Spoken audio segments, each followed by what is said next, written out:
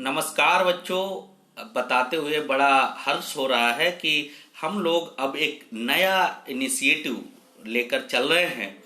एक नई प्रोसेस हम लोग फॉलो कर रहे हैं और उस प्रोसेस में हम लोग हर संडे को, हर रविवार को विद्यार्थी वार्ता नाम से एक नया सेगमेंट शुरू कर रहे हैं। इस विद्यार्थी वार्ता में पूरे हफ्ते आप हमें सवाल पूछते हो हमारे फेसबुक पेज विद विपिन 17 पर, या हमें यूट्यूब विपिन वर्मा साइकोलॉजी वाले सेगमेंट में से सवाल पूछते हो, या हमें मेल करते हो vidvipin17@gmail.com पर, या हमारे टेलीग्राम चैनल पर सवाल पूछते हो जिसका नाम है विपिन वर्मा साइकोलॉजी। विभिन्न माध्यमों से हमें अलग अलग प्रकार से आज बहुत सारे सवाल प्राप्त हुए हैं। उन पर हम आज वीडियो डिस्कस करेंगे, बनाएंगे, और उस वीडियो में आपको जो जरूरी सवाल है उन पर डिटेल में हम चर्चा करेंगे। बहुत सारे सवाल आए हैं जिनमें से हमने कुछ कंटेंट को छाटा है, कुछ सवालों को छाटा है और उनके आज हम जवाब देंगे। ये सिलसिला लगातार अब चलता रहेगा और आप अपने सवाल पूरे हफ्ते हमें सैटरडे तक पूछ सकते हो।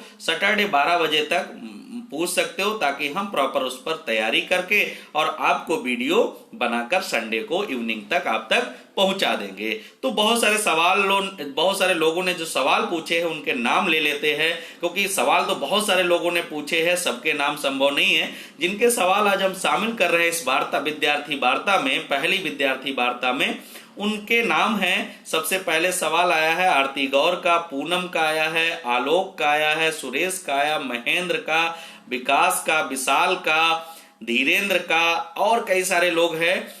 जैसे आरती ने पूछा है सवाल, और बहुत सारे, बड़ी लिस्ट है, हम सारे नाम तो नहीं पढ़ेंगे, लेकिन इन लोगों के सवाल हमने शामिल किए। कुछ लोगों के कॉमन सवाल थे, उनके हमने एक साथ जवाब देने की कोशिश की है। तो पहला जो हम सवाल लेने जा रहे हैं उसमें ज्यादातर लोगों ने पूछा है, जो फ्रेशर बच्चे हैं, जो अभी बीएड, बीटीसी, डीएलएड या कोई और टीचिंग से रिलेटेड डिप्लोमा कर रहे हैं और अभी टीचर एलिजिबिलिटी यानी शिक्षक पात्रता परीक्षा से किसी एग्जाम में अपीयर नहीं हुए, उन लोगों के सवाल हम लेंगे।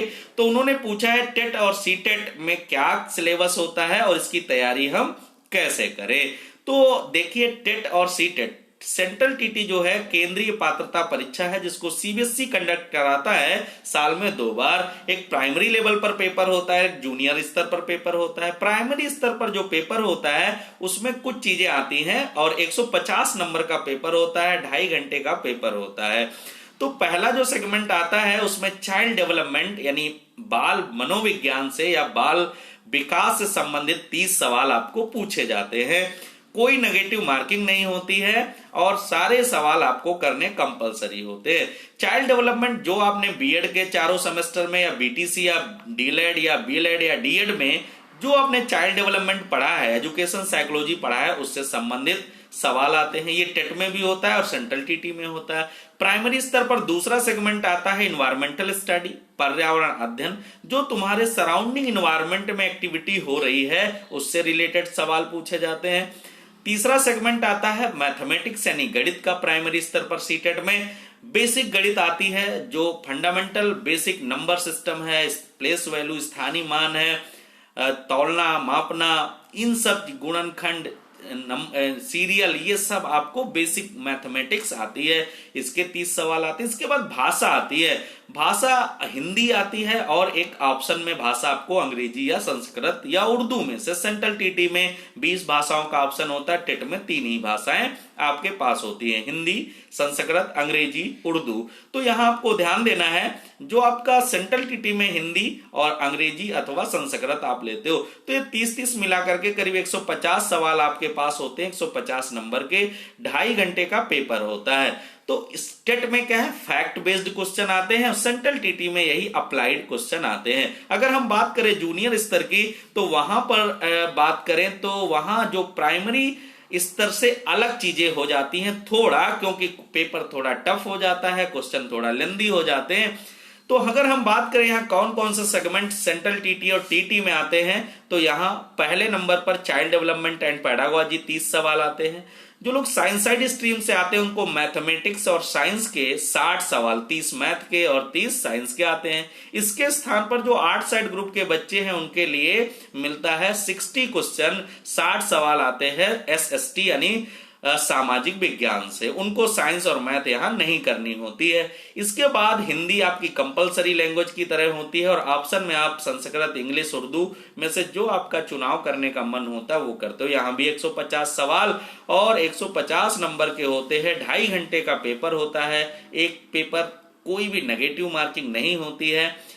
और यहाँ पर क्वालिफाई करने के लिए जनरल कैटेगरी के लिए 90 क्वेश्चन यानी 90-60% नंबर लाने पड़ते हैं। जो रिजर्व कैटेगरी में बच्चे ओबीसी, एससी, एसटी, उनको आपको 82 क्वेश्चन सही करने होते हैं। जो सर्टिफिकेट मिलता है सेंट्रल टीटी में वो 7 साल तक वैलिड होता है पूरे भारत में। तो ये था सेंट्रल टीटी का, यही स्थिति टेट की है। लेकिन यहाँ पर क्या होता है, टेट में फैक्ट सवाल ज्यादा आते हैं, पैडागॉजी यानी शिक्षण शास्त्र बहुत कम होता है, ऐसा पेपर में देखा गया। लेकिन सिलेबस अगर देखोगे तो आपको पैडागॉजी भी उसमें मेंशन होती है। पेपर में ज्यादा पैडागॉजी नहीं पूछी जाती है। अब हम बात करते हैं जो आप शिक्षक भर्ती परीक्षा उत्तर प्रदेश में होती है उसके लिए क्या क्या रिक्वायरमेंट है, किन किन चीजों की तैयारी करना जरूरी है। शार्ट में इसको लोग सुपर टेट कहते हैं, जबकि सही नहीं है सुपर टेट वर्ड, लेकिन आजकल चलन में है तो लोग यूज करते हैं सुपर टेट। सुपर टेट नाम का कोई पेपर नहीं, शिक्षक भर्ती परीक्षा नाम का पेपर होता है। जब टीचर एलिजिबिलिटी टेस्ट यानी सीटेट या टेट क्वालिफाई कर जाते हो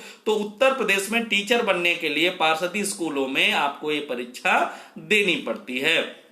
अभी तक 3 बार पेपर हो चुका है, जिनके कुछ के रिजल्ट और वैकेंसी कंप्लीट है और कुछ अभी अंडर प्रोसेस है। तो अब जो पेपर आएगा उसका जो सिलेबस है उसमें सबसे पहले भाषा का सेगमेंट आता है। हिंदी और अंग्रेजी 2 भाषाएं होती हैं जिसमें आप 20-20 क्वेश्चन 20-20 नंबर के आपको आते हैं। इसके बाद विज्ञान होता है, विज्ञान आपको 10 क्वेश्चन आते हैं। गणित आपको 20 सवाल करने होते हैं। इसके बाद आपको पर्यावरण अध्ययन एवं सामाजिक अध्ययन के भी 10 सवाल पूछे जाते। इसके बाद बाल मनोविज्ञान है जो सबसे बड़ा कंटेंट है यहाँ। बाल मनोविज्ञान या शिक्षा मनोविज्ञान, एजुकेशन साइकोलॉजी।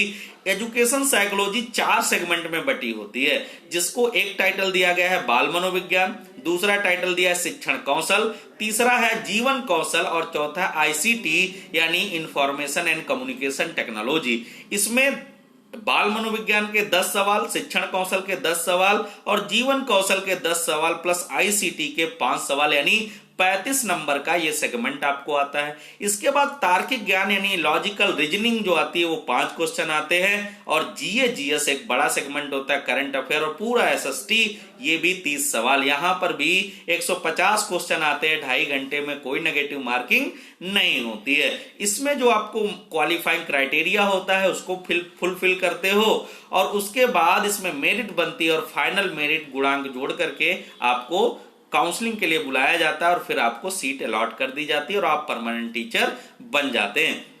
इसके बाद करें DSSB यानी जो दिल्ली अधीनस्थ सेवा चयन बोर्ड है, ये शिक्षकों को कैसे सेलेक्ट करता है पीआरटी लेवल पर, इसके सिलेबस पर हम चर्चा करने जा रहे हैं। तो ध्यान रहे हमें पीआरटी DSSB में क्या सिलेबस होता है यानी दिल्ली अधीनस्थ सेवा चयन बोर्ड, इसमें क्या क्या आता है इसके बारे में हम पीआरटी लेवल पर टीचर बनने के लिए क्या सिलेबस है इस पर हम चर्चा कर रहे हैं। तो यहाँ जो पेपर है वो 200 नंबर का अंक का आता है और पेपर 2 पार्ट में होता है, पार्ट ए और पार्ट बी। पार्ट ए में क्या आता है, आपके जीएस आते हैं, सारा 5 सेगमेंट होते हैं, 20-20 नंबर का आता है। जीएस आता है, जीएस तो आप जानते हैं खूब सारा अनंत है, खूब सारी पढ़ाई करनी पड़ती है तब जाके जीएस तैयार होता है। उसके बाद मैथ की बात है, मैथ के बाद रीजनिंग है, रीजनिंग के बाद हिंदी है और हिंदी के बाद इंग्लिश है। ये आपको कुल मिलाकर के 5 सेगमेंट 20-20 नंबर के आते हैं यानी 100 नंबर का ए पार्ट होता है, जिसमें आपको मिनिमम 40 क्वेश्चन लाने होते हैं। जो रिजर्व 40 नंबर लाने होते हैं तब आप जो है उस क्वालिफाइंग क्राइटेरिया में फिट होते हो, मेरिट में फिट होते हो। और जो रिजर्व कैटेगरी के बच्चे उनको 35 यानी 35 अंक लाने पड़ते हैं। जो पार्ट दूसरा है इसका, इसमें क्या होता है एजुकेशन, इसका कोई स्पेसिफिक सिलेबस नहीं है। जो पार्ट बी है पीआरटी का DSSB के लिए, इसके लिए कोई स्पेसिफिक सिलेबस नहीं है। जो आपने बीएड में पढ़ा है पूरे बीएड में या डीएलएड में जो और टीचिंग से रिलेटेड डिप्लोमा है उनमें आपने जो पूरी तैयारी की है वहां से सवाल। हम ब्रीफ करें तो एजुकेशन टेक्नोलॉजी से सवाल आते हैं, एजुकेशन साइकोलॉजी से सवाल आते हैं, पेडागोजी से सवाल आते हैं, फिलॉसफी आती है, दर्शन एजुकेशन का जो दर्शन है उससे सवाल आते हैं, और यहां पर पूछा जाता है इंडियन एजुकेशनल डेवलपमेंट प्रोसेस के बारे में पूछा जाता है, कमीशन पूछे जाते हैं, कई सारी एनआईओएस के जैसे सवाल बनते हैं, पेपर बनते हैं, वहां वैसे भी कभी कभार एक आध सवाल डाल देते हैं। तो यहां से कोई स्पेसिफाइड टॉपिक नहीं है, लेकिन आपका पूरा पूरा सिलेबस तैयार करना पड़ता है बीएड वाला, जो आपने चाइल्ड डेवलपमेंट एंड पेडागोजी में या एजुकेशन में, एजुकेशनल फाउंडेशन में तैयार किया होता है। रिसर्च वगैरह से भी एक आध सवाल एक्शन रिसर्च से पूछा जाता है। तो इसके लिए एक प्रॉपर तैयारी करनी पड़ती है आपको, तब जाके यहाँ 200 नंबर का जो पेपर है उसमें आप मैक्सिमम नंबर गेन कर पाते हो। इसके बाद हम केवीएस केंद्रीय विद्यालय संगठन में पीआरटी लेवल पर कैसा पेपर बनता है, अभी हाल ही में यहाँ पर सिलेबस बदला गया है। तो जो सिलेबस बदला गया है उसमें 2 पार्ट यहां पर भी होते हैं पीआरटी लेवल पर। पहले पार्ट में जनरल इंग्लिश और जनरल हिंदी आती है। इसके बाद जो इसका पार्ट बी होता है उसमें जीए जीएस होता है, रीजनिंग होती है, कंप्यूटर होता है, पेडागोजी होती है और सब्जेक्ट एनालिसिस होती है। तो ये कुल मिलाकर सब्जेक्ट एनालिसिस के 80 सवाल आते हैं, पेडागोजी 20 नंबर की आती है, कंप्यूटर 10 नंबर का आता है, रीजनिंग 10 क्वेश्चन आते हैं आपको, जीके जीएस 10 क्वेश्चन आते हैं, हिंदी और अंग्रेजी के 10-10 सवाल आते। तो कुल मिलाकर यहाँ 2.5 घंटे का पेपर होता है, 150 क्वेश्चन यहाँ पर भी होते हैं, यानी 1 मिनट आपको एक क्वेश्चन के लिए मिलता है केवीएस पीआरटी के लिए। तो हमने डिस्कस किया केवीएस पीआरटी के बारे में। आज हम बेसिकली जो ले रहे हैं वो पीआरटी लेवल पर सारी चीजें ले रहे हैं। सबसे पहले हमने डिस्कस किया सीटेट के बारे में, फिर हमने शिक्षक भर्ती परीक्षा के बारे में, फिर DSSB पीआरटी के बारे में, सिलेबस क्या आता है, कैसे क्वेश्चन आते हैं, और फिर आपका हमने केवीएस पीआरटी के बारे में। एक बच्चे ने पूछा था, स्टूडेंट हैं, उन्होंने पूछा था यूजीसी नेट का जल्दी में पैटर्न क्या बदला है और इसमें अपीयर होने की स्थिति क्या एलिजिबिलिटी होती है। देखिए यूजीसी नेट में अगर आपको अपीयर होना है तो आपको पोस्ट ग्रेजुएट होना पड़ता है अपने सब्जेक्ट में, और मिनिमम क्वालिफाई 60% एंड 65% नंबर लेकर के तब इसका एनटीए नेशनल टेस्टिंग एजेंसी के द्वारा सीबीटी कंप्यूटर बेस्ड पेपर होता है। साल में 2 बार इसके फॉर्म आते हैं और ऑनलाइन परीक्षा होती है।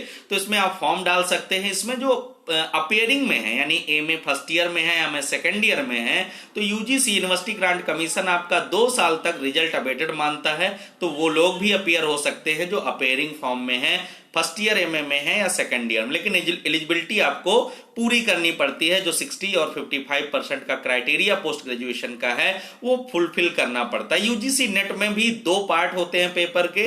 पार्ट ए में एप्टीट्यूड होता है जिसमें 10 सेगमेंट आते हैं। इसमें टीचिंग एप्टीट्यूड है, कंप्यूटर नॉलेज है, पीपल इन्वायरमेंट है, गवर्नेंस है, रीजनिंग है, मैथमेटिक्स है, अभी जोड़ा गया है मैथमेटिक्स, कम्युनिकेशन है और डिफरेंट चीजें, करीब 10 यूनिट आती हैं। और सेकंड जो पार्ट होता है उसमें भी 10 यूनिट होती है तुम्हारे पोस्ट ग्रेजुएशन सब्जेक्ट से रिलेटेड। जो अपने पीजी में सब्जेक्ट रखा है उससे 10 यूनिट आपकी पूछी जाती है। तो पेपर यहाँ जो आता है यूजीसी नेट पर बहुत अप्लाइड होता है। हर साल इसकी मेरिट वेरी करती है। मैक्सिमम मेरिट के हिसाब से यूजीसी जेआरएफ नेट यानी एलएस और जेआरएफ क्वालिफाई कराते हैं। इसमें एलिजिबिलिटी है, आपको प्रोफेसरशिप के लिए जा सकते हैं, रिसर्च फेलो बन सकते हैं, स्कॉलरशिप फैसिलिटी भी है अलग अलग कंडीशन में। तो बच्चों आज हम आप लोगों के जो बेसिक सवाल थे उन पर डिस्कस किए। आरती ने पूछा था कि जीएस को या जीके, जो जीके जीएस होता है या करंट अफेयर है, इसको तैयार करने का तरीका क्या है। देखिए जीए जीएस और करंट अफेयर का तैयार करने का कोई स्पेसिफिक प्रोसेस नहीं है। आप एक्टिव लर्नर बनिए, चीजों को रोज पढ़िए। कक्षा 8 से लगाकर कक्षा 12 तक की सारी एनसीईआरटी आपकी अच्छे से तैयार हो। खास करके एसएसटी की एनसीईआरटी आपको अच्छे से तैयार होनी चाहिए, एक एक लाइन आपको पढ़ना चाहिए। प्लस आप न्यूज़पेपर गंभीरता से पढ़ सकते हैं, उसका एडिटोरियल फॉर्म जो होता है, स्तंभ आते हैं, उनको अच्छे से पढ़ें। प्लस कुछ ऑनलाइन प्रोसीजर हैं, जैसे आप AIR न्यूज की वेबसाइट पर जा सकते हैं, प्रेस ब्यूरो ऑफ इंडिया की वेबसाइट पर जा सकते हैं जो भारत सरकार का उपक्रम है। उसमें जाकर के रोज की रोज हेडलाइन योजनाएं और बहुत सारी चीजें हैं जो आप रीड कर सकते हैं, उनकी एनालिसिस कर सकते हैं, उनको अपने डायरी में या कॉपी में नोट्स बनाते चले, तो इससे आपकी तैयारी बहुत अच्छी हो जाएगी। अलग अलग बहुत सारी किताबें आती है मार्केट में, तो आप जा करके जब मार्केट ओपन हो तो वहां जा करके आप कोई जो आपको अच्छा लगे, ये नहीं, जो एथेंटिक हो, सही लिखता हो और जो आपको पसंद जिसकी भाषा हो, वो आप बुक परचेज कर लीजिए और उससे आप पढ़िए। हम तो सजेस्ट करेंगे एनसीईआरटी का कंटेंट जीएस के लिए तैयार करिए और करंट के लिए आप प्रेस ब्यूरो ऑफ इंडिया पर जाएं या एआईआर न्यूज की वेबसाइट पर जाएं, या रेडियो है तो विविध भारती पर जो ऑल इंडिया न्यूज आती है उसके मॉर्निंग और इवनिंग के एपिसोड को सुने, जिससे आपको बहुत अच्छी तैयारी आपकी हो सकती है। तो ये विद्यार्थी वार्ता का पहला एपिसोड था बच्चों, जिसमें हमने बहुत सारे लोगों के सवाल लिए, उनके नाम पढ़े। ऐसे आप हमें पूरे वीक संडे से लगाकर सैटरडे 12 बजे तक लगातार डिफरेंट मीडियम माध्यमों के द्वारा सवाल पूछोगे। हमारे माध्यम है, फेसबुक पेज है हमारा विद विपिन 17, वहां सवाल पूछ सकते हो। हमारा YouTube channel Vipin Verma psychology, उसके कमेंट सेक्शन में हमें आप लिख सकते हैं।